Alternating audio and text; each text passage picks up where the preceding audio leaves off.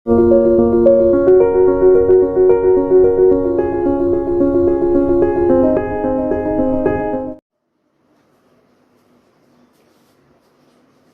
हिंद दोस्तों। आज हम लोग इंडियन इकोनॉमिक्स में प्लेलिस्ट का तीसरा वीडियो है और मेरे ख्याल से पहला चैप्टर है जिसमें हम लोग आज बात करने वाले हैं basics of Indian economics, classification of Indian economics, types of economics, वो सब बात करने वाले हैं। तो सबसे पहले आज हम लोग करेंगे कि जो अर्थव्यवस्था है पूरी दुनिया में उसका कितने प्रकार से क्लासिफिकेशन हुआ है। तो इसका 3 तरह से क्लासिफिकेशन है। एक तो है कैपिटलिस्ट इकोनॉमी, दूसरी है सोशलिस्ट इकोनॉमी या स्टेट इकोनॉमी, और तीसरी जो है दैट इज मिक्स्ड इकोनॉमी। यानी कि पहला जो है वो है पूंजीवादी अर्थव्यवस्था, दूसरी वाली अर्थव्यवस्था जो है वो समाजवादी अर्थव्यवस्था, इसे राज्य अर्थव्यवस्था, और जो तीसरी वाली अर्थव्यवस्था उसे मिश्रित अर्थव्यवस्था कहते हैं। दुनिया में अर्थव्यवस्थाएं इसी प्रकार से चल रही हैं, जैसे कि भारत, मलेशिया, इंडोनेशिया, जो इधर के दक्षिण पूर्व एशियाई देश हैं, ये मिश्रित अर्थव्यवस्था की उदाहरण है। तो बिना देर किए हुए चलिए जो हमने पीछे व्हाइट बोर्ड पे जो हमने नोट डाउन किया है इसको एक्सप्लोर करते हुए, बताते हुए, आपको समझाते हुए आगे बढ़ेंगे। चलिए कॉपी पेन उठा लीजिएगा। और इस अर्थव्यवस्था से डरने की बिल्कुल जरूरत नहीं है, ये आपके डे टू डे लाइफ में आने वाली चीज है। आप रोज इसे देखते हो, हैंडल करते हो, इससे परेशान होते हो या इसे सॉल्व करते हो। ये आपके घर में रोज होता है, आपके समाज में रोज होता है, आपके स्कूल में, आपके एरिया में रोज होता है। ऐसी एक्टिविटी आप रोज देखते हो, इसलिए डेली यूज का है, इसमें परेशान होने की बिल्कुल जरूरत नहीं है। चलिए शुरू करते हैं। सबसे पहले कह रहा है कि अर्थव्यवस्था का वर्गीकरण, तो इंग्लिश के लिए क्लासिफिकेशन ऑफ इकोनॉमी। और पूंजीवादी अर्थव्यवस्था कहते हैं कि इसमें ऐसे करेंगे कि उत्पादन, वितरण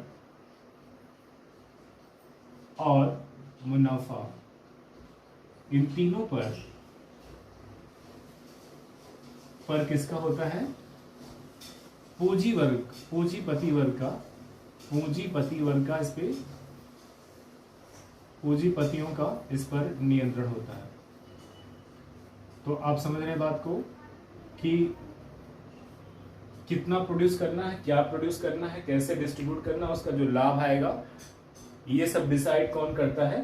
पूंजीपति या उद्योगपति ये डिसाइड करते हैं। यानी इस पर कुछ व्यक्तियों का ज्यादा क्षेत्रों पर नियंत्रण होता है। जैसे किसी देश में 5, 6, 10 अरबपति हैं और उस देश की पूरी इकोनॉमी को वो गवर्न कर रहे हैं, तो उस देश की अर्थव्यवस्था कैसी हो जाएगी? कैपिटलिस्ट इकोनॉमी हो जाएगी। ठीक है, जितने विकसित देश है उनमें अधिकांश में ऐसी व्यवस्थाएं लागू हैं। दूसरे पे आते हैं समाजवादी अर्थव्यवस्था, जिसे बोलते हैं सोशलिस्ट इकोनॉमी।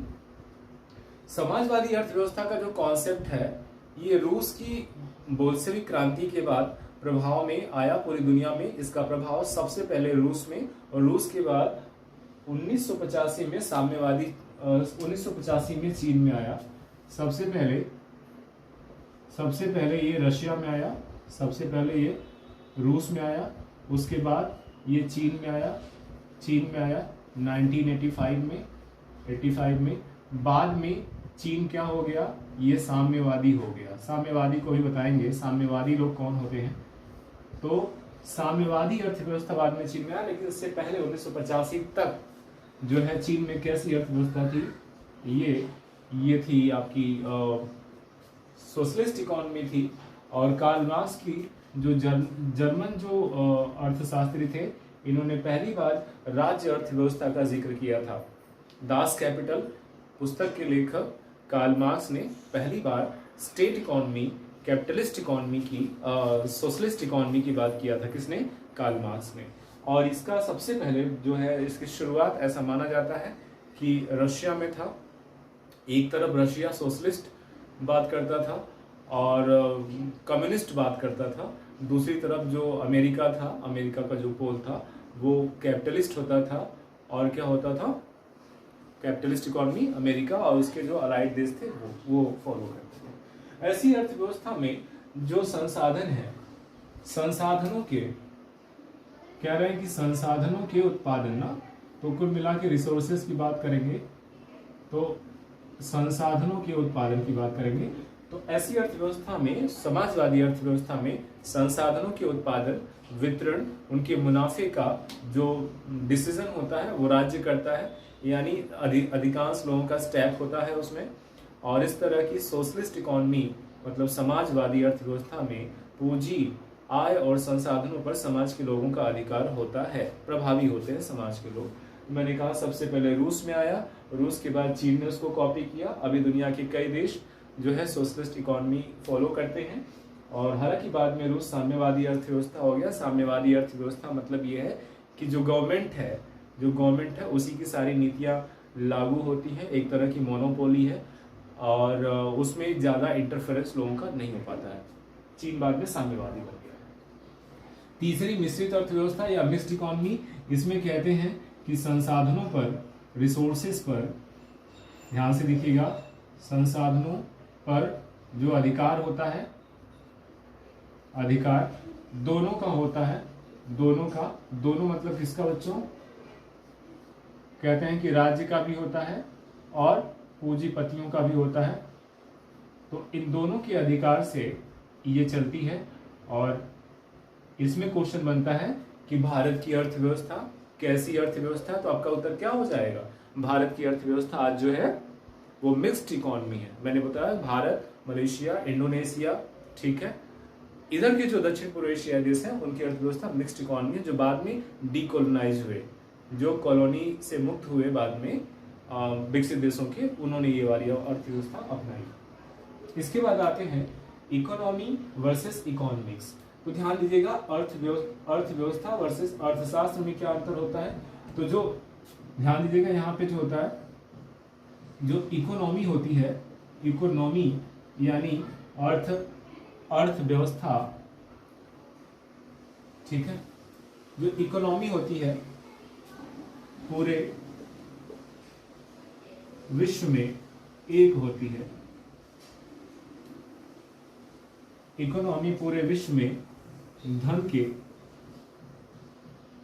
का चरित्र बताती है, मतलब द कैरेक्टरिस्टिक ऑफ मनी चरित्र बताती है। जबकि इकोनॉमिक्स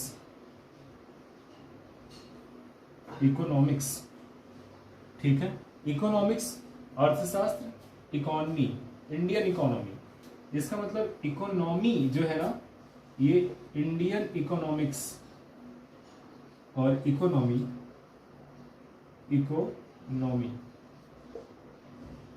चाइनीज इकोनॉमी, ठीक है, चाइनीज इकोनॉमिक्स नहीं होता है। चाइनीज इकोनॉमी जैसे अगर बोलेगा, इसका मतलब यह राज्य और देश का अलग अलग हो सकता है। It can be varied from state to state. इसका मतलब ये होता है कि इकोनॉमिक्स जो है that is the characteristic of money, पैसे का जो चाल चरित्र है, पैसे हर जगह सम्मानित होते हैं, ये है इकोनॉमिक्स। जबकि इकोनॉमी जो है वो हर राज्य का, जैसे इंडियन इकोनॉमी अलग हो गई, चाइनीज इकोनॉमी अलग हो गई, रशियन इकोनॉमी अलग हो गई, यूएसए की इकोनॉमी अलग हो गई। तो ये से आप अलग अलग कर सकते हो, कई बार पूछा है इसको। अगला हम लोग आते हैं अर्थव्यवस्था के क्षेत्र। तो फील्ड एंड सब फील्ड ऑफ इंडियन इकोनॉमी। तो अर्थव्यवस्था के 3 फील्ड होते हैं। पहला है प्राइमरी सेक्टर, सेक्टर्स इसको कहेंगे तो ज्यादा अच्छा हो जाएगा। तो प्राइमरी सेक्टर, इसमें क्या आता है? इसमें प्राकृतिक संसाधन होते हैं, बेसिकली नेचुरल रिसोर्सेस। इसमें आते हैं प्राकृतिक संसाधन, जिसे हम इंग्लिश में क्या बोलते हैं? Natural resources. इसमें कृषि और कृषिजन्य भी आता है, एग्रीकल्चर एंड अलाइड, कृषि एवं कृषिजन्य, एग्रीकल्चर एंड अलाइड भी आता है। इसमें और भी बाकी चीजें आती हैं। इसमें और भी क्या चीजें आती हैं?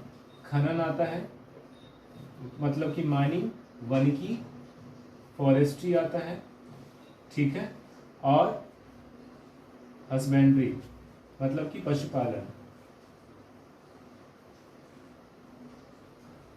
तो ध्यान दीजिएगा, हमारी इकोनॉमिक्स, हमारी अर्थव्यवस्था के 3 फील्ड हैं, प्राइमरी सेक्टर प्राथमिक क्षेत्र, जिसमें जो भी आप कुदरत से लेते हैं, जंगल से लेते हैं, जंगल से आप पेड़ लेंगे, पौधे लेंगे, पानी लेंगे, मिनरल्स लेंगे, न्यूट्रिएंट्स लेंगे, कोयला लेंगे, पेट्रोलियम लेंगे, जो माइनिंग डिगिंग होता है। उसके अलावा और क्या कह रहा है कि खनन करते हैं, वन लेते हैं, हस्बैंडरी, जो भी आप जंतु पालते हैं, जैसे कि मुर्गी पालन, सुअर पालन, मधुमक्खी पालन, कुक्कुट पालन, ठीक है, गाय पालन, भैंस पालन, ये सब प्राइमरी सेक्टर में आएंगे। ये रॉ मटेरियल होते हैं जो हम सीधे नेचुरल रिसोर्सेज से निकालते हैं। दूसरे में आता है सेकेंडरी सेक्टर, जिसमें आप द्वितीयक क्षेत्र कहते हैं, इसे प्राथमिक क्षेत्र। द्वितीयक क्षेत्र में क्या आता है, बेसिकली उद्योग क्षेत्र आते हैं, उद्योग धंधे आएंगे, उद्योग क्षेत्र आता है, और इसके लिए जो रॉ मटेरियल मिलता है ये प्राथमिक क्षेत्र से मिलता है। समस्त उद्योग धंधे और कारखाने ये किस में आते हैं बच्चों, ये आते हैं द्वितीय क्षेत्र में, ठीक है। तो इसके लिए जो हमें रॉ मटेरियल मिलेगा, जैसे कि आपने गन्ना लिया तो गन्ना की पेराई किया, तो उसके बाद जो उसमें से जो निकला, जो उसमें शुगर निकला, उसको हम गर्म करके चीनी बनाएंगे, या फिर हम और क्या बना सकते हैं, उसका जो वो लुगदी निकला, जो उसका पीसने के बाद जो उसका लकड़ी निकलता है लुगदी, उससे हम क्या कर सकते हैं, बाद में पल्प बना के कागज बना सकते हैं। तो यानी हमारा प्राइमरी सेक्टर जो है सेकेंडरी सेक्टर के लिए क्या देता है, वो देता है रॉ मटेरियल देता है। ये उद्योग धंधे जितने भी तरह, कौन कौन से उद्योग धंधे हो जाएंगे, यहाँ पे मैंने पहले से कुछ लिख रखा। अच्छा, एक चीज और, प्राइमरी सेक्टर में काम करने वाले लोगों को रेड कॉलर जॉब कहते हैं। लाल कॉलर मतलब समझिएगा प्राइमरी सेक्टर है। सेकेंडरी सेक्टर में आयरन है, स्टील है, इंडस्ट्री कौन कौन सी है, हर तरह की इंडस्ट्री, टेक्सटाइल है, टेक्सटाइल इंडस्ट्री है, टेक्सटाइल मतलब कपड़ा उपड़ा, इलेक्ट्रॉनिक है, इलेक्ट्रॉनिक इंडस्ट्री है। और इन्हें इसमें काम करने वाले लोगों को थोड़ा सा इनका ग्रेड बड़ा है, ब्लू कॉलर जॉब कहते हैं। तो ध्यान दीजिएगा, प्राथमिक क्षेत्र में काम करने वाले लोगों को रेड कॉलर जॉब के नाम से जानते हैं, और सेकेंडरी सेक्टर में मतलब इंडस्ट्री, जिसमें कि ट्रेंड लोग आते हैं काम करने के लिए, टेक्नीशियन से लेकर के इंजीनियर तक, उन्हें हम ब्लू कॉलर जॉब कहते हैं। जबकि टर्शियरी सेक्टर में हम बात करेंगे, जिसे तृतीय क्षेत्र होता है, इसमें सर्विस सेक्टर होता है, सर्विस सेक्टर होता है।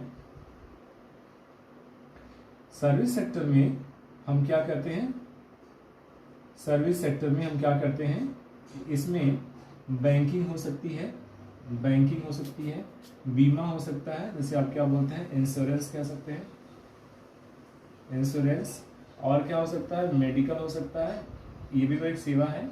इसके बाद आर्मी हो सकती है, इसके बाद टेलीकम्युनिकेशन, कम्युनिकेशन की भी सर्विसेज होती है, टेलीकॉलिंग, ये सभी किस तरह के क्षेत्र में आते हैं, these are coming under tertiary sector, इसे तृतीय क्षेत्र कहते हैं। ध्यान दीजिएगा, प्राथमिक सेक्टर वाले काम करने वाले लोगों को रेड कॉलर बोलते हैं, द्वितीय सेक्टर में काम करने वाले लोगों को क्या बोलते हैं, ब्लू कॉलर बोलते हैं, जिसमें इंडस्ट्रीज और फैक्ट्रीज आती हैं, और तृतीय सेक्टर में काम करने वाले लोगों को क्या बोलते हैं, इसमें ज़्यादातर सर्विस सेक्टर है, हर तरह की बैंकिंग, इंश्योरेंस, मेडिकल, फार्मा, ये सब जो है टर्शियरी सेक्टर है। इसके बाद है आर्थिक समृद्धि और आर्थिक विकास में अंतर। अगली हेडिंग देखिए, यहाँ पर लिखा हुआ है, what is the basic difference between economic growth and economic development. तो ध्यान दीजिएगा, फिर से देखिएगा, मैं धीरे धीरे बोल रहा हूँ, उसको लिख सकते हैं। आर्थिक विकास एक मात्रात्मक वृद्धि है, पैसे में, पूंजी में यदि मात्रात्मक यानी क्वांटिटेटिव ग्रोथ हो रही है तो उसे हम किसमें कंसीडर करेंगे, आर्थिक वृद्धि में कंसीडर करेंगे। जबकि आर्थिक विकास जो होती है यह एक गुणात्मक वृद्धि होती है जीवन स्तर में, जिसे हम क्वालिटेटिव इंक्रीमेंट कहते हैं। फिर से ध्यान दीजिएगा कि अर्थव्यवस्था में जब गुणात्मक अंतर हो, पूंजी के मामले में मतलब धन ज्यादा हो गया उसे, या ज्यादा कैपिटल हो गया, उसे हम आर्थिक वृद्धि कहते हैं। अगर हम दूसरी जगह हैप्पीनेस देखेंगे, कहीं खुशहाली है, कहीं पे हैप्पीनेस है, मेडिकल अच्छा है, एजुकेशन अच्छा है, उसे हम क्या बोलेंगे बच्चों, उसे हम बोलेंगे इकोनॉमिक डेवलपमेंट। तो आर्थिक विकास और आर्थिक वृद्धि में आपको अंतर समझ में आ गया होगा। इसका एक उदाहरण से हम आपको बताते हैं कि जैसे जितने भी तेल उत्पादक देश हैं, जिन्हें ओपेक कंट्री कहते हैं, इन देशों के पास बहुत पैसा है, इनका सब कुछ सोने का बना हुआ है, इनका जो है बेडरूम से लेकर के, टॉयलेट से लेकर के, कार, एरोप्लेन, और चॉपर सब सोने का है, इतना पैसा इनके पास है। लेकिन यहाँ पर आर्थिक ग्रोथ तो है, लेकिन आर्थिक जो है वो डेवलपमेंट नहीं है, आर्थिक विकास नहीं है। क्यों? क्योंकि यहाँ पर पुरुषों की स्थिति तो अच्छी है, लेकिन महिलाओं को उनकी पूरी तरह से लाइफ जीने की स्वतंत्रता नहीं दी गई है। कुछ कुछ मामले में इनको थोड़ा फ्री किया गया, बाकी ज़्यादातर ये पुरुषों पर डिपेंड है। तो इक्वल डिस्ट्रीब्यूशन नहीं है हैप्पीनेस का, तो इसकी वजह से इन देशों की आर्थिक वृद्धि तो ज़्यादा है, जिनके पास धन ज़्यादा है, लेकिन आर्थिक विकास कमज़ोर है। जबकि नॉर्वे, स्वीडन, डेनमार्क, स्विट्जरलैंड, इन देशों में भले भी पैसा उन तेल वाले देशों से कम है, लेकिन वहाँ पे हैप्पीनेस है, खुशहाली है। इसीलिए इन देशों का आर्थिक विकास ज़्यादा है। तो उम्मीद है कि आपने आर्थिक वृद्धि और आर्थिक विकास में, यानी इकोनॉमिक ग्रोथ और इकोनॉमिक डेवलपमेंट में अंतर कर लिया होगा। अब हम लोग आते हैं कि आर्थिक विकास के मापक। अगर अच्छा, ये जो है जो आर्थिक विकास है, ये इंक्लूसिव एक फिनोमिनन है, जबकि आर्थिक वृद्धि एक जो है एब्सोल्यूट फिनोमिनन है। आर्थिक वृद्धि एब्सोल्यूट फिनोमिनन है, जबकि आर्थिक विकास एक इंटीग्रेटेड फिनोमिनन है। अच्छा, इसमें एक चीज़ और ऐड करना चाहूँगा कि 1990s में बांग्लादेश के अर्थशास्त्री प्रोफेसर महबूब उल हक और भारतीय अर्थशास्त्री कौन थे, इनका नाम बताइए, कौन से थे? कमेंट में लिखिएगा, याद आ रहा है? एक तो प्रोफेसर महबूब उल हक थे, मैं ही बता देता हूँ, अमर्त्य सेन। ये दोनों अर्थशास्त्री, इन्होंने मानव विकास का एक कॉन्सेप्ट दिया, जिसमें महबूब उल हक जो बांग्लादेशी अर्थशास्त्री थे, उनका नाम बहुत ही आगे है। उनके साथ में इनका नाम भी, प्रोफेसर अमर्त्य सेन का योगदान भी है। इनके हिसाब से जब तक मानव विकास तब तक नहीं होगा जब तक कि उनके जीवन में स्वास्थ्य अच्छा ना हो, शिक्षा अच्छी ना हो, उनकी यहाँ पे खुशहाली ना हो। तो इसकी वजह से इनको दोनों को नोबेल प्राइज भी मिला था अर्थव्यवस्था के लिए। तो ये इसमें आप ऐड कर लीजिएगा। आर्थिक विकास के मापक क्या है? Basic need approach. तो कहते हैं कि आर्थिक विकास के मापक क्या हो जाएंगे? एक तो बेसिक नीड अप्रोच है। किसी देश की अर्थव्यवस्था को नापने के लिए हम 3-4 पैरामीटर मापें। बेसिक नीड अप्रोच, इसका मतलब कि आदमी अपने रोज की उपभोग की चीज़ों में, बेसिक चीज़ों में ले पाता है कि नहीं। और ये जो टर्म था, ये जो कॉन्सेप्ट था, ये वर्ल्ड बैंक ने दिया था। दूसरा है फिजिकल क्वालिटी ऑफ लाइफ, मतलब कि जो हमारे जीवन का जो भौतिक जो गुणवत्ता है, उसकी क्वालिटी कैसी है, उसमें आपका लाइफस्टाइल अच्छा है या खराब है। और ये दिया था मॉरिस ने दिया था कि फिजिकल क्वालिटी ऑफ लाइफ। पहला था जो वर्ल्ड बैंक ने दिया था, उसने क्या दिया था? उसने दिया था बेसिक नीड अप्रोच, और दूसरा जो है physical quality of life, Morris ने दिया। तीसरा परचेजिंग पावर पैरिटी, और ये दिया है IMF ने। तीसरा है, मैं यहां पर लिख देता हूं, परचेजिंग पावर पैरिटी,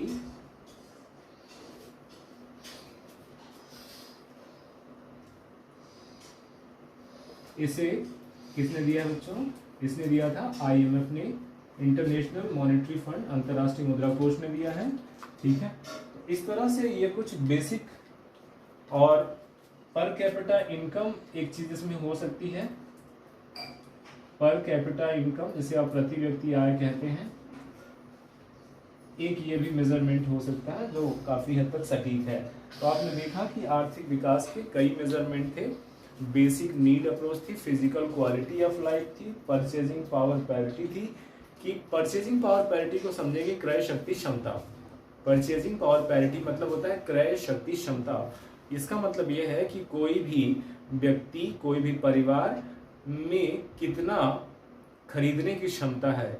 इसको लोग मार्केट से इसका सर्वे करते हैं। जो बड़े बड़े जो इकोनॉमिक अफेयर्स के जो संस्थान हैं, वहाँ से ये डेटा लिया जाता है कि फलाने महीने में पर्टिकुलर रीजन में कितने लोगों ने कितने की खरीदारी हुई। उस हिसाब से हम लोगों की परचेजिंग पावर निकालते हैं, कितना कोई खरीद सकता है अपने लाइफ के लिए ज़रूरी चीज़ें। और लास्ट है पर कैपिटा इनकम, प्रति व्यक्ति आय। इसका मतलब ये हुआ कि हर आदमी कितना जो है वो इनकम कर लेता है। इससे भी ये तय हो जाएगा कि अगर उस परिवार की पूरी रेवेन्यू में लोगों की भाग दे दिया जाए, लोगों से डिवाइड कर दिया जाए, तो हमें पर कैपिटा इनकम आ जाएगा। और एक तरीका ये भी माना जाता है आर्थिक विकास को मापन करने के लिए। लेकिन इससे भी बढ़िया है कि आप परचेजिंग पावर पैरिटी को यूज़ करें, ताकि क्रय शक्ति क्षमता पता चल जाती है। तो कुल मिलाकर के जो है इस चैप्टर में हमने कुछ बेसिक जो है डेफिनेशन और कुछ क्लासिफिकेशन देखे हैं, जिसमें कि आर्थिक विकास, आर्थिक वृद्धि में अंतर किया है, अर्थव्यवस्था के क्षेत्रों में बात किया, प्राथमिक, द्वितीयक, तृतीयक और चतुर्थक। चतुर्थक जो है वो basically communication and telecommunication and technology वाली बात है। चौथी वाली वो क्षेत्र था, प्राथमिक क्षेत्र, द्वितीय क्षेत्र, तृतीय क्षेत्र और चतुर्थक क्षेत्र। फिर हमने तमाम वो कंपेयर किया। मैं थोड़ा बगल हट जाता हूँ, आप इसका स्क्रीनशॉट ले लीजिएगा, आपके नोट्स बनाने में हेल्पफुल होगा और वनडे एग्जामिनेशन के साथ साथ मेंस एग्जामिनेशन में भी ये कई रूप में आपकी मदद करेगा। तो आप इसका स्क्रीनशॉट ले लीजिए। स्क्रीनशॉट लेने के बाद अपने नोट्स को आप जो है थोड़ा सा बनाइएगा, वैल्यू एडिशन करके, और उसे रिवाइज करते रहिएगा। देखिए, इकोनॉमिक्स एकदम हमारे रोजमर्रा की चीज़ है, तो इससे डरना नहीं है। इसके टर्म को सरल भाषा में समझाने के लिए मैं कोशिश कर रहा हूँ, और आप इसी तरह से खूब इंटरेस्ट लेके इकोनॉमिक्स पढ़ते रहिए, क्योंकि पैसा वह धुरी है जिस पे पूरा देश, पूरा समाज, पूरी दुनिया घूमती है। आप देखते हैं ना कि भाई इस समाज में दो लोग हैं, एक ज्ञानी है, एक पैसे वाला है, तो पहले पैसे वाले को तवज्जो दी जाती है। मतलब इकोनॉमिक्स जो है समस्त जो समाज है उनकी धुरी माना जाता है। तो इसको तो अच्छे से समझना चाहिए हम लोगों को कि इकोनॉमिक्स में जो जो टर्म है उसको देसी तरीके से अपनी भाषा में, ऑन लैंग्वेज में कैसे समझें। अगर आपको वीडियो पसंद आता हो तो इसे सब्सक्राइब कर लीजिएगा चैनल को मेरे, और अपने जैसे कुछ और छात्रों को जिनको ज़रूरत हो ऐसी वीडियोस की, एक एक टॉपिक बताया जाएगा। प्लेलिस्ट में सारी वीडियो पड़ी भी हैं, इवन नौकरियों से संबंधित, जॉब से संबंधित भी इंफॉर्मेशन काफ़ी पड़ी है, और सब्जेक्ट की तो पड़ी है। तो सब्सक्राइब ज़रूर करिएगा। इसी तरह से पढ़ते रहिए। फिर मिलते हैं इसी के दूसरे क्रम में, तब तक के लिए जय हिंद।